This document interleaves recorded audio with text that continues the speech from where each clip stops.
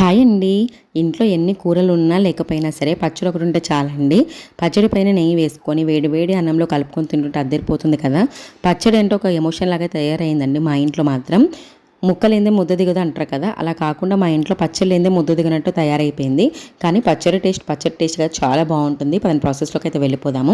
కడాయిలోకి 4-5 టమాటా పండ్లు, కొన్ని పచ్చిమిరపకాయలు, సగం గ్లాస్ వాటర్ వేసేసుకొని హై ఫ్లేమ్లో స్టవ్ మీద పెట్టి మరగనివ్వాలి. వాటర్ని ఇంకిపోయేంత వరకు హై ఫ్లేమ్లో పెట్టేసి, వాటర్ని ఇంకిపోయిన తర్వాత మీడియం ఫ్లేమ్లో పెట్టేసి జీలకర్ర, ధనియాలు, కరివేపాకు, 4-5 టేబుల్ స్పూన్స్ ఆయిల్ వేసేసుకొని ఒక 2 మినిట్స్ అయితే ఫ్రై చేసేసుకోవాలి. స్టవ్ ఆపేసి 1 టేబుల్ స్పూన్ చింతకాయ తొక్కు వేసేసుకొని చల్లారాక మిక్సీ జార్లోకి అయితే తీసేసుకోవాలి. మీరు చింతకాయ తొక్కు ప్లేస్ చింతపండును వాడుకోవచ్చు. తర్వాత కల్లుప్పు, వెల్లిపాయలు వేసి గ్రైండ్ చేసుకొని మళ్ళీ టమాటా పండ్లు కూడా వేసేసుకొని గ్రైండ్ చేసుకోవాలి. పచ్చుల్లిపాయలు కట్ వేసేసుకొని కలుపుకొని వేడి వేడి అన్నంలో కలుపుకొని తింటే మాత్రం అద్దరిపోతుందండి.